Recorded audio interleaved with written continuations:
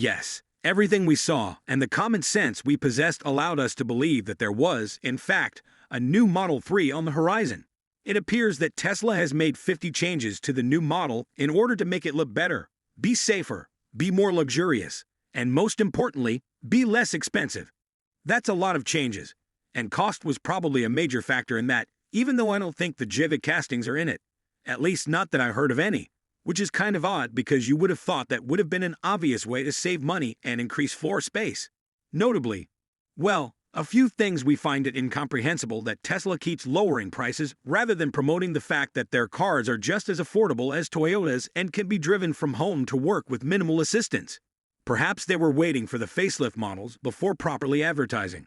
Regardless, we had already seen the exterior redesign in spy photos with new headlights, taillights, and bumpers. Everyone seems to agree that it looks more modern and has a nicer feel. In addition, we did not see the hatchback, which many people thought might be in the new design. But I was saying it's most likely just going to be the lights and the bumpers, and that's pretty much it. Critics have often complained that Teslas do look dated compared to the 6-year-old design. But now it definitely looks more modern even though the overall shape hasn't changed, but that was fairly timeless anyway. This was just a refresh, not a redesign, but we can also see the new interior too, which I think looks really cool. The interior is noticeably different from the exterior. It's cleaner and more minimalist than before, with a new steering wheel and no longer needs stalks. The indicators are on the wheel, just like on the Model S, which obviously saves a few dollars per vehicle, and there are other various upgrades, like more double-glazed windows in the back and rear to make the cabin quieter. Different materials to absorb sound more along with various other ways of reducing noise when driving. The screen is brighter and more responsive, and the stereo has 17 speakers as opposed to 14, which is high-performance stereo in addition. The rear of the car now has a screen where passengers can operate it and watch Netflix, much like in the Model S. This adds to the car's feeling of luxury, even though screens these days are relatively inexpensive. I don't think many competitors offer this feature, or at least a BMW 3 Series doesn't have one. The front seats now have heating and cooling as well. This is one seriously opulent car. Calm cabin, crazy stereo, all that was lacking was air suspension, and it would supposedly be a serious luxury vehicle. However, it doesn't appear that we have a new battery, and the drag coefficient has improved to make it more efficient. This is a huge deal because the WLTP range has increased by 11%, and the EPA range has increased by 11%, taking it to over 300 miles. Based on the rumors we had heard about this larger battery, I had said that it would easily reach over 300 miles. But it looks that it is not using a larger battery and is only able to hit 300 miles of range. This is also using the same drivetrain. The motor hasn't been updated or anything. But 300 miles is unquestionably a significant milestone for an electric vehicle. This much seems to be true. Okay, so I was really excited to hear that Tesla was using the new batteries from Cabl. But even so, the company has reached a 300-mile range.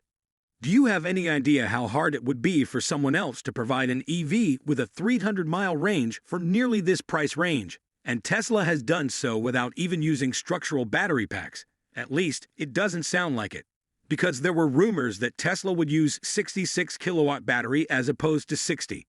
I believe there should be much more demand for this car because, well, obviously, and if Tesla continues to behave as they have in the past, that can only mean that they are likely to raise prices. However, since this would have also increased the cost, that is no longer a factor. And if Tesla is still able to manage this much range, then costs are down and value is up, considering that the Model S won't be available in right-hand drive, and that the improved drag coefficient may allow for a slight increase in acceleration. I would have completely traded in my Tesla for this new design. All in all, I'm pleased with this update. It's actually even better than I had anticipated. But the biggest benefit will undoubtedly be the increased range. Consumers will appreciate that Tesla is now offering that much more range. It is highly impressive that Tesla is able to compete and even beat the competition using lithium-ion battery cells when everyone else is using nickel cells. I believe the car will go on sale in October. But if you want right-hand drive, then what's next? Obviously, these same changes are going to transfer over to the Model Y, which really should breathe new life. I would guess that Tesla could sell these for $45,000 in the US now, up from $40,240 currently. 10 more range, 10 higher price among all the other extras too. When you reach 300 miles of range, the competition reduces so much more compared to what is offered, and the prices suddenly rise that much a huge difference as it is relatively low at the moment. Those a few extra 20 or 30 miles will have a big impact, make no mistake. The Highland is more just a sample of what's to come. Remember, Tesla sell a lot more Model Ys than Model 3s, and the profit is higher in the Model Ys. The Model Y Juniper update is going to be a really big deal. It may even stimulate enough demand that when Berlin and Texas ramp, Tesla may not even have to drop prices to get enough demand. On top of that, the cost will come down too. I know the Cybertruck steals the limelight a lot because there is sometimes no separation between fanboys, Tesla enthusiasts, and actual real investors. But if you do the financials and Tesla save just 10 on costs for the Model 3 and Model Y, that's more profit for Tesla than the Cybertruck will ever generate. But Mr. Market is a manic depressant with bipolar disorder and is reactive. He reacts to headlines of massive Cybertrucks going into production more so than a simple facelift on a certain Model O. And that's just if tests they reduce cost by 10, or if they also increase the price by 10 too, or some combinations of the two, if it's the equivalent of just a 5% more margin that makes all the difference. But the unfortunate thing is we will never know the impact it has as Cybertruck will quickly enter into the finances, and all that previous capex from the Cybertruck line will go into COGS and start bringing down margins and profits until it ramps up. And my guess on break even is somewhere around 7,000 units a month for the Cybertruck. This is hopefully the start of the new wave I've been saying, more effective and customer-friendly than in the past. Governor Garcia claims that as the project moves into the rendering stage, the architects are now refining the constructed templates and polished visuals. In conclusion, Tesla is making significant progress toward accomplishing its objectives with projects like Highland and Juniper, and it won't be long before work on the new factory starts.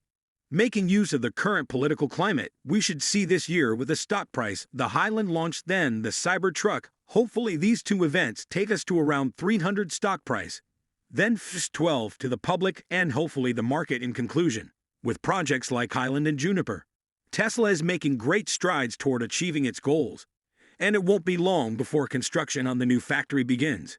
Taking advantage of the present political atmosphere, the Cybertruck is also being tested for features. Peaks of the windshield wiper and front are visible, absorbs some of that too. Then I wonder when we'll see the Highland advertised on the official specs website, along with any price changes, and what the waiting list might end up being. It will likely be a little preview in how much impact the Model Y will have too. Thanks for listening. Please hit the thumbs up and subscribe. Unknown events could suddenly appear in the media, like Tesla making a new battery factory with CATL in Texas or Mexico breaking ground anyway. It will be interesting to see how the market responds to the Highland.